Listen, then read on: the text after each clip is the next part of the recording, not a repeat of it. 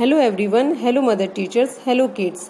Please यदि अभिभावक video देख रहे हैं, पेरेंट्स वीडियो देख रहे हैं, तो वो वीडियो को ध्यान से देखें और बच्चों को एक एक स्टेप्स करके हिंदी भाषा का ज्ञान दें। हिंदी भाषा में को बोलने के लिए और समझने के लिए पूरी हिंदी व्याकरण जानना ज़रूरी है।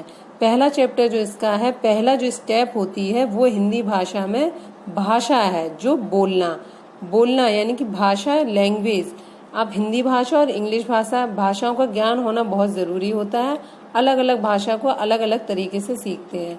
अपनी हिंदी भाषा में स्टार्ट करती हूँ। पहला चैप्टर है भाषा। इसमें क्या है कि बच्चे अपने आसपास देखिए, संसार में प्राणी अपने मन की भावों और विचारों को अपने अपने भावों में अपने अपने तरीके से प्रकट करता है। जैसे पक्षी है, चहकता है, और शेर है, दहाड़ता है। जानवर अपनी भाषा में बोलते हैं और मनुष्य अपनी भाषा में और पक्षी अपनी भाषा में। सबके अपने अपने तरीके हैं और वो अपनी भाषा को समझ जाते हैं अच्छी तरीके से। बच्चों, पशु पक्षी जो हैं वो अपने भावों को अपनी ध्वनि से अपने विचारों को प्रकट कर सकते हैं। लेकिन मानव यानी कि हम आवाज को सुन तो सकते हैं लेकिन उसको समझ नहीं सकते। केवल मानव ही ऐसे प्राणी हैं, यानी कि हम लोग, जो अपने मन के विचारों को लिखकर और पढ़कर, यानी कि बोलकर और लिखकर समझा सकते हैं।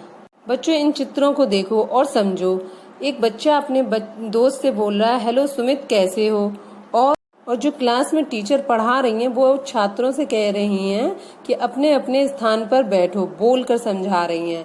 पिता, मुझे आइसक्रीम चाहिए। ये अगला चित्र जो बना है उसमें पिताजी से बच्चा बोल रहा है कि मुझे आइसक्रीम चाहिए। इसके बाद, माँ, मुझे भूख लगी है, खाना दो। ऊपर दिए गए चित्रों से पता चलता है कि मनुष्य बोलकर अपनी बात को समझा सकता है, जैसे कि हम लोग आपस में बात करके अपनी बात को समझा सकते हैं। इन चित्रों को देखिए। सुधीर पिताजी को पत्र लिख रहा है, यानी कि लिखकर अपनी भाषा को प्रकट कर रहा है। अध्यापक बोर्ड पर वर्णमाला लिखकर समझा रहे हैं। वो लिखकर समझा रहे हैं वर्णमाला को और बोलकर भी समझा रहे हैं। छात्रा अपनी कॉपी में फलों के नाम लिख रही है। वो लिखकर अपने फलों के नाम को याद कर रही है। ऊपर के चित्रों को देखकर आप समझ गए होंगे कि अपने विचारों को लिखकर समझाया जा सकता है। बच्चों, क्या आपको पता है कि दूसरे अपने भाव को, अपने मन की बात को कैसे प्रकट कर सकते हैं? क्या आप पहचान सकते हैं? देखिए, जो नीचे चित्र बने हैं इसमें एक बच्ची है, रोमा, कविता पढ़ रही है।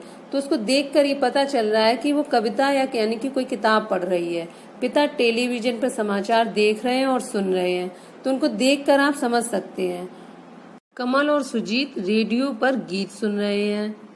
सौरभ नेहा से फोन पर बात कर रहा है और नेहा सुनकर उसका उत्तर दे रही है। अब बच्चों, आप समझ गए होंगे कि हम दूसरों की बात को सुनकर और पढ़कर उनके विचारों को समझ सकते हैं। इस प्रकार बोलकर, लिखकर, सुनकर और पढ़कर अपने भावों या विचारों को समझाना एक साधन है। लिखना, पढ़ना, बोलना और सुनना भाषा के 4 अंग हो गए। बच्चों, अब भाषा के 2 रूप हो गए। कौन कौन से? मौखिक और लिखित। अब मौखिक भाषा, बोलकर तथा सुनकर मन के भावों को समझाना भाषा का मौखिक रूप कहलाता है, जैसे कविता बोलना तथा सुनना। लिखित भाषा, लिखित और पढ़कर मन के भावों को समझाना भाषा का लिखित रूप कहलाता है। जैसे टीचर्स हैं, अध्यापक, अब ब्लैक बोर्ड पर लिखते भी हैं और अपनी भाषा को बोलकर शब्दों को समझाते भी हैं। अब बच्चों, हम लोग जो कुछ पढ़ चुके हैं उस चीज को हम फिर से दोहराएंगे।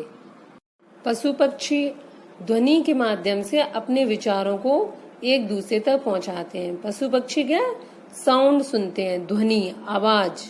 और हम बोलकर, लिखकर अपने मन के भावों को, विचारों को प्रकट कर सकते हैं। मनुष्य सुनकर या पढ़कर दूसरे के भावों को समझ सकते हैं। भाषा का प्रयोग 4 प्रकार से किया जा सकता है: बोलकर, सुनकर और पढ़कर और लिखकर। अब भाषाएं 2 प्रकार की होती हैं, मौखिक भाषा और लिखित भाषा। अब बच्चों, मैं आपसे कुछ प्रश्न पूछती हूँ। क्या आप शेर की धाड़ से और कौवे की काँव काँव से उसके मन की बात को समझ सकते हैं? नहीं। जब आप अपने दोस्त से बात करेंगे तो आप कौन सी भाषा का प्रयोग करेंगे? मौखिक भाषा का। अब बच्चों ये चित्र बने हैं, इनको देखकर आप बताइए कि किस चित्र में किस भाषा का प्रयोग हो रहा है। पहली चित्र में हो रहा है बोलकर, दूसरी चित्र में हो रहा है टीचर पढ़ा रही हैं लिखकर, और तीसरी पिक्चर में हो रहा है दादी माँ स्टोरी सुना रही हैं, और चौथी पिक्चर में हो रहा है दो फ्रेंड्स भाई बहन आपस में बात कर रहे हैं। बच्चों अब नीचे चित्र बने हुए हैं, इनमें आप देखिए और सर्किल लगाइएगा, गोला लगाइएगा कि किस भाषा का प्रयोग हो रहा है इन चित्रों में। पहला चित्र देखिए का, इसमें नेताजी भाषण दे रहे हैं, लिखित है या मौखिक? तो भाषण मुंह से दिया जाता है, बोल कर दिया जाता है तो मौखिक। खा चित्र में दो फ्रेंड्स आपस में बात कर रही हैं, तो यहाँ पर भी आप मौखिक में सर्किल लगाएंगे। गा चित्र में दादाजी न्यूज़पेपर पढ़ रहे हैं तो मौखिक होगा, और यदि लिख रहे हैं तो लिखित होगा। घा चित्र में एक बच्ची गाना गा रही है, यानी कि मौखिक होगा। अब पेज पलट लीजिए। अब वाक्यों के सही उत्तर देना। पहला मैं बोलूंगी, हम पशु पक्षियों की ध्वनि को समझ सकते हैं, हाँ या ना? नहीं, हम नहीं समझ सकते, तो आप टिक लगाएंगे ये। बिल्ली धाड़ कर अपने मन के भावों को प्रकट करती है, नहीं। शेर दहाड़ता है, बिल्ली म्याऊं करती है। हम बोलकर लिखकर अपने विचारों को प्रकट करते हैं, जी हाँ, हम अपने विचारों को बोलकर लिखकर विचारों को प्रकट करते हैं। पढ़ना और लिखना पशु पक्षी को भी आता है, नहीं। पशु पक्षी बोल नहीं पाते, वो ध्वनि से आवाज को महसूस करते हैं। अब नीचे कुछ चित्र बने हैं, रचनात्मक पिक्चर्स बनी है, उनको आपको पहचानना और उनकी आवाजों को मैच करना है। जैसे पहले चित्र में डक बनी हुई, डक कैसे बोलती है? क्यों क्यों, क्वैक क्वैक। और पिजन बना हुआ है, वो कैसे बोलता है? गुटुरगु गुटुरगु। पिकॉक बना हुआ है, वो कैसे बोलता है? क्वैं क्वैं। और कौआ कैसे बोलता है? काव काव।